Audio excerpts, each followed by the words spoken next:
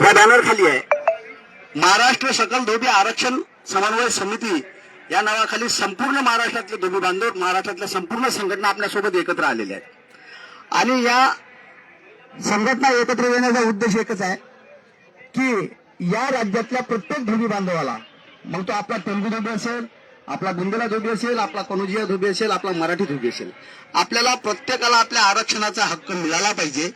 त्यासाठी आपण ही उभी केलेली लढाई आहे. गेली अनेक वर्षापासून आपण लढाई लढतो, परंतु आपला समाज अगदी छोटासा आणि त्यामध्ये झालेल्या अनेक संघटना यामुळे आपली फारशी ताकद लागत नव्हती. परंतु आज आपल्या याच्यामुळे आपल्या संघटना एकत्र आल्यामुळे, माननीय बालाजी शिंदे साहेबांच्या नेतृत्वात आपण सगळे लोक एकत्र आल्यामुळे आता ही लढाई आपण निश्चित जिंकू, याचा आपल्याला निश्चित म्हणजे एक विश्वास आहे. आणि आपल्याला ज्या पद्धतीने ही लढाई लढायची आहे, इथे प्रत्येकाला सारखं प्रतिनिधित्व दिलं जाईल. महाराष्ट्रातल्या ज्या काही संघटना, देबूजी क्रांती दल असेल, महाराष्ट्र विकास मंच असेल, समाज क्रांती आघाडी धोबी समाज असेल, महाराष्ट्र प्रदेश धोबी सेवा मंडळ असेल, नॅशनल धोबी महासंघ असेल, या प्रत्येक संघटनेला सारखं प्रतिनिधित्व देऊन आपण ही लढाई लढणार आहे. आपण कुठेही आता या लढाईमध्ये आपण कमी पडणार नाही. माननीय आमच्या अकोल्याचे लाडके आमदार साजिदभाई पठाण, ज्यांनी मागच्या अधिवेशनामध्ये आपला प्रश्न लावला होता आणि संजय शिरसाटसोबत मिटिंग लावून संजय शिरसाटांना आपला प्रश्न प्रत्यक्षपणे समजावून सांगून मुख्यमंत्र्यांसोबत मिटिंग लावून आम्हाला न्याय दिला पाहिजे असे आमचे लाडके आमदार माननीय साजिद खान पठाण इथे हजर झालेले आहेत. आपण सगळ्यांनी त्यांचं टाळ्यांनी एकदा स्वागत करावं. आणि माननीय साजिदभाईंनी आपल्याला, शिंदे साहेब आपल्याला शब्द दिलेला आहे, शिंदे साहेब साजिदभाईंनी आपल्याला शब्द दिलेला आहे, ते जोपर्यंत आमदार आहेत तुम्हाला न्याय दिल्याशिवाय मी शांत बसणार नाही, आता त्यांनी म्हणजे आपल्याला शब्द दिलेला आहे. माननीय आमदार पठाण साहेबांचा नमस्कार, स्वागत. माननीय आमदार साहेबांनी लक्षवेधी टाकलेली आहे, त्याचे पेपर सुद्धा सोबत आणलेले आहेत आणि उद्या किंवा परवा आपली लक्षवेधी लागून हाऊसमध्ये चर्चा होणार आहे. धोबी समाजाच्या वतीने साहेबांचे खूप खूप धन्यवाद. आणि आपण सगळ्यांनी बसावं, बसून घ्यावं. भाऊ या आवारे साहेब या बसा. संपादक माननीय आवारे साहेब, जावेदभाई कुठे, जावेदभाई अरे जावेदभाई जकारिया यांनी कोरोनामध्ये जवळजवळ 450 डेड बॉडींना, 2200 डेड बॉडींना यांनी फुकटमध्ये अगदी संस्कार करून त्यांच्या रक्षा विसर्जनापर्यंत पूर्ण काम जावेदभाई जगारीने केलेलं आणि खूप मोठं सेवा कार्य, अगदी गाडगेबाबाच्या विचारावर कार्य करणारी ही मंडळी आहे. मी आपल्याला सर्वांना हे सांगू इच्छितो की जी लढाई महाराष्ट्रामध्ये आहे, इथे आता कुठेही कुठलीही संघटना आलेली नाही, समाज या लढाईसाठी आलेला आहे. आणि आपलं शिंदे साहेबांचं सगळ्यांचं ब्रीद वाक्य होतं की समाजानं समाजाची लढाई समाजाच्या हक्कासाठी लढावी. त्यामुळे महाराष्ट्रातल्या संपूर्ण संघटना आता एकत्र आलेल्या आहेत. पुढची लढाई आपली निश्चित शिंदे साहेब त्याचं धोरण ठरवतील, सगळ्या संघटना एकत्र येऊन एक मिटिंग होईल, त्या मिटिंगच्या प्रमाणे पुढची लढाई आपली ठरवली जाईल. परंतु आमच्या पाठीशी साजिदभाई पठाण सारखे आमदार आता आहेत आणि निश्चित आम्हाला न्याय मिळेल हे शाश्वती आम्हाला वाटते. कारण महाराष्ट्रामध्ये 35 लाख धोबी बांधव या शासनाला आरक्षण मागत नाहीये. आमचं चुकीच्या पद्धतीने हिसकावलेलं आरक्षण आम्ही मागतोय. आणि अनेक वेळा साजिदभाईंनी हाऊसमध्ये हा प्रश्न त्या पद्धतीने मांडलेला आहे की साहेब, महाराष्ट्रातला धोबी तुम्हाला आरक्षण मागत नाही, ज्या पद्धतीने मराठी मागतात, मुस्लिम मागतात किंवा धनगर मागतात, त्या पद्धतीची यांची मागणी नाही आहे. तुम्ही यांच्यावर अन्याय केलेला आहे आणि निश्चित यांच्यावर जो अन्याय झालेला आहे तो तुम्ही दूर करायचा शब्द सुद्धा 2005 मध्ये याच मोर्चाच्या समोर दिला होता. आता तुम्ही यांना ताबडतोब हे आरक्षण दिलं पाहिजे. कारण ही केवळ चुकीची दुरुस्ती करून यांना पूर्ववत त्या आरक्षणात टाकण्यात यावं, ह्या भांड्या समितीच्या फायंडिंग आहेत. त्यामुळे आम्हाला नवीन आरक्षण काही नको आहे, जे आहे ते आमचं आरक्षण आम्हाला मिळालं पाहिजे. आणि ते तुम्ही ज्या पद्धतीने 2005 मध्ये बोलले, हाऊसमध्ये बोलले, आमच्या मोर्चासमोर बोलले आणि माननीय चंद्रकांत हंडोरे साहेब त्यावेळेचे तत्कालीन सामाजिक न्याय मंत्री जे होते, त्यांना जर तुम्ही अशा पद्धतीने इतक्या टेक्निकल भाषेत बोलता, मग आता गेल्या 10 वर्षापासून तुम्ही सत्तेत आहात, तुम्ही आम्हाला ज्या पद्धतीने बोललेले आहेत त्या पद्धतीने आम्हाला आमचं आरक्षण दिलं पाहिजे.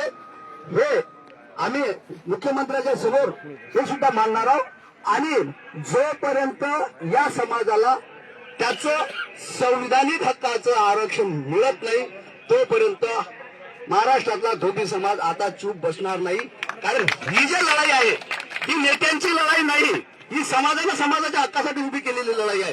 त्यामुळे आता ही लढाई निश्चित आरक्षण मिळेपर्यंत थांबणार नाही.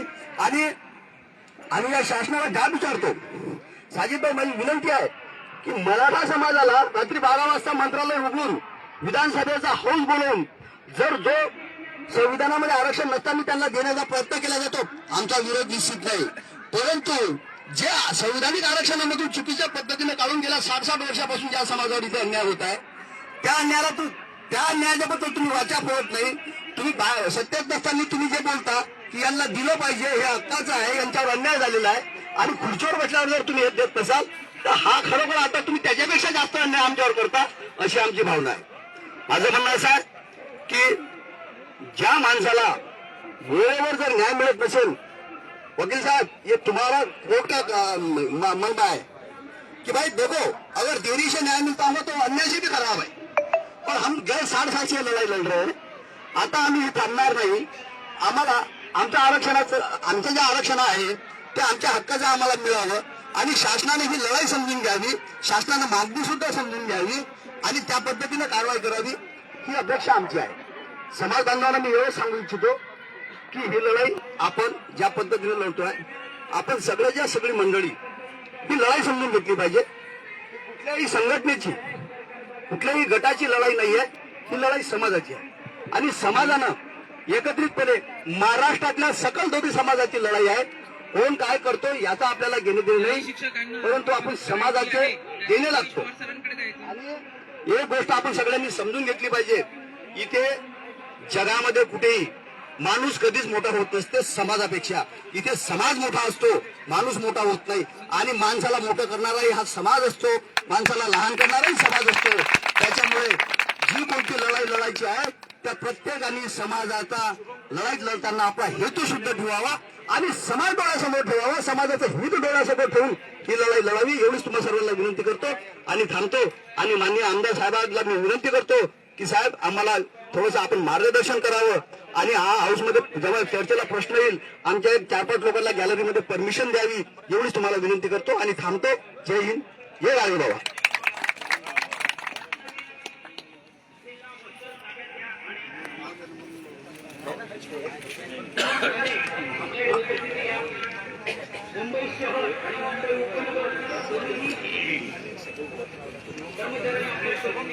मैं सबसे पहले धोबी समाज के जितने भी हमारे नेता हैं, जितने मुखिया हैं और जो इस कार्य के लिए लगातार लड़ रहे हैं, मैं उन सब का इस अधिवेशन में मुख्यमंत्री तो नहीं कर सकते, लेकिन मैं आप सबका स्वागत करता हूं. ये लगातार ये विषय बार बार पटल पे नहीं आता. हमने शिंदे साहब जो हैं मंत्री, उनसे मिलने के बाद में कुछ विषय हमारे मार्गे लगे हैं, लेकिन मैं अभी जस्ट सभापति महोदय के कार्यालय से आ रहा हूं. अनिल वो बार फोन कर रहे थे. अनिल वो मैं इसलिए सभापति के पास बैठा था कि मैं चाह रहा था कि कल मेरी लक्ष्य वेदी धोबी समाज की लग जाए. तो उन्होंने सुबह 7 से 10 के अंदर ऑनलाइन का समय दिया है. अब कल सुबह 7 बजे मुझे विषय ऑनलाइन डालकर उनकी मंजूरात देना है. लेकिन प्रॉब्लम ये होता है कि मैं जब भी कोई विषय रखता हूं तो वो जानबूझ के वो विषय इसलिए पीछे रखते हैं कि ये आवाज बहुत लंबी जाने वाली है. मुझे पता है अपने समाज का क्या दर्द है. बाकी राज्यों के अंदर जिस तरह हमको ये सुविधाएं मिली, जिस राज्य में नहीं मिलने का कारण, उसके पीछे बहुत बड़ा राजकारण है. मैं आज यहाँ नहीं, कल जब हाउस में बात करूंगा और वो वीडियो ऑनलाइन होगा तब आपके समझ में आएगा. मेरा ऐसा मानना है, और मुझे माफ करना ये बोलते वक्त थोड़ा दुख हो रहा है, और बोलना भी इसलिए जरूरी है कि मुझे ऐसा लगा था कि यहाँ पूरे इलाके के अंदर बैठने को जगह नहीं मिलेगी, हमारे इतने लोग यहाँ आएंगे. ये उदासीनता अगर हम लोगों में है तो हम नहीं. मेरी बात पूरी होने दो. मैं कैसा है, मैं थोड़ा जिद्दी आदमी. ये साकड़ी उपेशन है, अपनी जगह है, लेकिन हम अधिवेशन उन लोगों के सामने बात रखने जा रहे हैं जो लोग हमारी बात सुनना ही नहीं था. बहुत हो गया प्यार से बात करना, बहुत हो गया भीख मांगना. ये हमारा हक है और हमको लेना है. मेरी जिंदगी के उसूल है अध्यक्ष महोदय कि कर्म करोगे कर्म करेंगे, सितम करोगे सितम करेंगे. हम आदि भी हैं तुम्हारे जैसे, जो तुम करोगे वो हम करेंगे. और हमें डुबाने की सोचना मत, हम तुम्हें भी कागज की नाव देंगे। मेरा मानना है कि बार बार इतने सालों से आपने हर चीज के अंदर फायदा देखा, ये सरकार ने। आपने पार्टियां फोड़ने में देर नहीं लगाई, आपने 50 खोखे देने में देर नहीं लगाई। तो भाई एक समाज लगातार इतने दिनों से यह डिमांड कर रहा है कि हमको आरक्षण मिलना चाहिए, हमारी सुविधा हमको मिलनी चाहिए, तो बार बार ये पूछा क्यों नहीं जा रहा? कहीं हम कम तो नहीं पड़ रहे? तो हमको अपने गिरेबान में झांक के देखना होगा, हमारा मांगने का स्टाइल गलत तो नहीं है। हम कब तक ऐसा बैठ बैठ के मांगेंगे? मेरा ऐसा मानना है कि विधान भवन का अपने को घेराव करना पड़ेगा, हमको आंदोलन तीव्र करना पड़ेगा, क्योंकि गर्दनें नीचे डालने से कुछ नहीं होता, कटी हुई लाशों पे चादर डालने से कुछ नहीं होता। उठो परिंदो हक छीन लो समंदर से अपना, सिर्फ खाली घड़े में कंकर डालने से कुछ नहीं है। तो ठीक है, आप आए, बड़ी अच्छी बात है, लेकिन ये आंदोलन जब तक उनकी छाती पे बैठ के नहीं किया जाएगा तब तक वो हमारी बात नहीं सुनेंगे। और आप फिक्र मत करो, आप अकेले नहीं है। अगर आप रोड पे बाहर है तो आपके पास में कांग्रेस के 16 आमदार, मैं अपने माध्यम से बात कर रहा हूँ, तो कांग्रेस के 16 आमदार हाउस में आपके साथ में रहेंगे। जिस टाइम मैं अकोले का आमदार, मैं आप ही के समाज के वोटों के भरोसे आया हूँ। 12 बलौतेदार के अगर मुझे वोट नहीं मिलते तो जरूर मेरे समाज ने मुझे दिया, लेकिन 17-27 हजार हिंदू समाज का वोट था, उसमें 12 बलौतेदार के पूरे वोट थे, वो भी समाज के पूरे वोट थे। इसलिए मैं आपका रेडी हूं और मैं कुछ चाहता हूं कि आपका विषय मजबूती से उठे, और मैं पूरी उसकी तैयारी करके आया हूं। बस आप दुआ ये करो कि कल मेरा विषय पटल पे लग जाए, उसके बाद में वो हाउस रहेगा और मैं रहूंगा, सभापति रहेंगे। और हमको ये पूछना है उनको कि क्या वजह क्या है, वजह क्या है कि हमें सारी बातों के लिए आपके पास टाइम है, ये विषय के ऊपर चर्चा क्यों नहीं की जा सकती? पिछले वक्त भी मैंने विषय रखा था, लेकिन ये विषय के ऊपर विषय पटल पे नहीं आने दिए। वह सभापति महोदय के हम सबके साथ भी चेंबर में गए थे, पूरी कांग्रेस पार्टी मिलकर, कि भाई हमारे विषय 6 दिन का ये सदन चलने वाला है, 6 दिन के अंदर एक एक आमदार के हमारे कम से कम 3-3 विषय आपको लेने होंगे। तो ये विषयों के ऊपर हम चर्चा करने गए थे कि अपने 3 विषयों में, एक मेरा तुम्हारा पहला विषय धोबी समाज का है, दूसरा जनता भाजी बाजार का विषय है कि जो बेरोजगार आप करने जा रहे, दाना बाजार को आपने यानी 1000 परिवार बेरोजगार कर दिए, अभी वही तर्ज के ऊपर जनता भाजी बाजार भी आप करने जा रहे। और तीसरा विषय मेरा हमारे मशीन का है कि भैया मेरे यहाँ इतनी गरीबी है, मेरा गरीब आदमी हमारे मशीन के लिए 2-2 महीने लाइन लगा के खड़ा होते, एक मशीन उपलब्ध। मैं इसी पूरे अधिवेशन में ये 3 विषय पे आया कि मेरे ये 3 विषय लग गए तो मैं समझ लूंगा बहुत बड़ी बात होगी। पिछले अधिवेशन में हमको बात करने का मौका भी नहीं दिया गया। ये सरकार इतनी मगरूर हो गई कि ये बात करने के लिए भी समय नहीं देती। तो हम पूरी कोशिश कर रहे हैं, और मैंने आखिरी में सोच के बैठा हूं, अगर ये विषय नहीं हुआ तो मंत्री को पकड़ के और मुख्यमंत्री को पकड़ के हम रोड पे बात करेंगे, साहब के धोबी समाज के साथ में अन्याय क्यों कर रहे हैं। ये मेरा वादा है आपसे। मेरा विषय हाउस में नहीं आया तो आपको मेरी वीडियो क्लिप भी दिखेंगे कि मैं मुख्यमंत्री से बहस करते हुए रास्ते के ऊपर धोबी समाज के लिए लड़ रहा हूँ। ये हमेशा आपको बता रहा हूँ, और मैं जो बोलता हूँ करके बताता हूँ।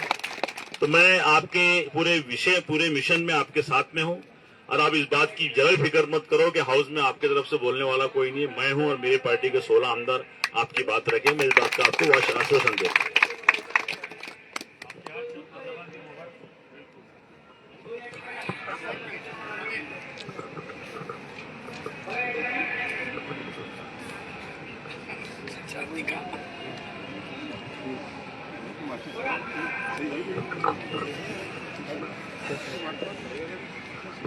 सन्माननीय आमदार साहेबांनी अतिशय स्पष्ट शब्दामध्ये आपली भूमिका सभागृहात मांडण्यासंबंधामध्ये आपल्याला आश्वासित केलेला आहे।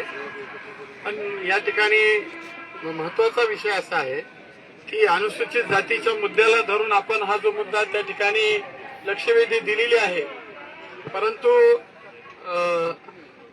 साजिद भाई, मेरी दूसरी गुजारिश ये है कि 2003 में जब आर पाटिल महाराष्ट्र के होम मिनिस्टर थे, वो पीरियड में औरंगाबाद में एक बहुत बड़ा सम्मेलन हमारा हुआ था। वहां पर ये समाज के लिए श्री संत गाडगे बाबा आर्थिक विकास महामंडल हम करेंगे करके आश्वासित किया गया। वो आज नहीं है हमारे में, लेकिन कल 2024 में महाराष्ट्र के वित्त मंत्री, वो आज भी वित्त मंत्री है, लोग बोलते हैं कि अजित दादा पवार जो बोलते हैं वो करते हैं, लेकिन 2024 में उन्होंने जो बजट अधिवेशन बाहर नहीं, विधानसभा में महाराष्ट्र के सारे जो लोगों के जो प्रतिनिधि उनके सामने आश्वासित किया, बजट पर भाषण करते हुए आश्वासित किया कि अर्थ विकास महामंडल संत गाडगे बाबा के नाम से हम कर रहे हैं।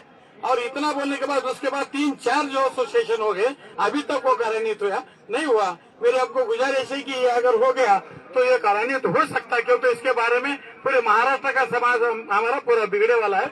आप अगर किसी की छाती पकड़े और वो होने के बाद अगर कोई आपको हाथ पैर लगाया, आपका कोई इंसल्ट किया, महाराष्ट्र के कोने कोने में हमारा समाज पूरी ताकत के साथ तुम्हारे साथ रहेगा। मैं इतना आपको वादा करता हूँ, क्योंकि यह समाज इतना ठंडा समाज नहीं है, ये रहता पानी में है, लेकिन बिगड़ा तो बहुत बिगड़ जाता, वो पूरी ताकद के साथ आपके साथ रहेगा। ये मैं आपको आश्वस्त करता हूँ।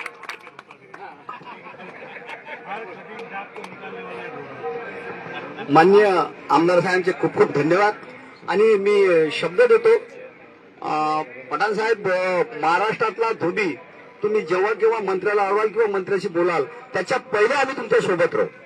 तुम्ही फक्त आम्हाला कल्पना द्या, महाराष्ट्रातला 35 लाख धोबी तुमच्या सोबत आहे। तुम्ही जेव्हा केव्हा मंत्र्याच्या सोबत जा, आम्ही कपडे जरी धुत असलो तरी आम्हाला सवय आहे धोबी पछाड द्यायची आणि आम्ही निश्चित धोबी पछाड देऊ। आम्ही परिस्थितीने जरी आर्थिकदृष्ट्या दुर्बल असलो तरी मात्र भांडायला आम्ही कुठेच कमी नाही आणि आम्ही हक्कासाठी आम्ही लाट्या काट्या खाऊ, पोलिसासोबत 2 हात करू, मंत्र्यासोबत आमदारासोबत 2 हात करू। आणि आता आम्ही जाहीर केलेला आहे साहेब की महाराष्ट्रातला एकही मंत्री आमदार आता पांढऱ्या कपड्यावर फिरणार नाही, कारण आम्ही आता त्यांचे कपडे घेणार नाही।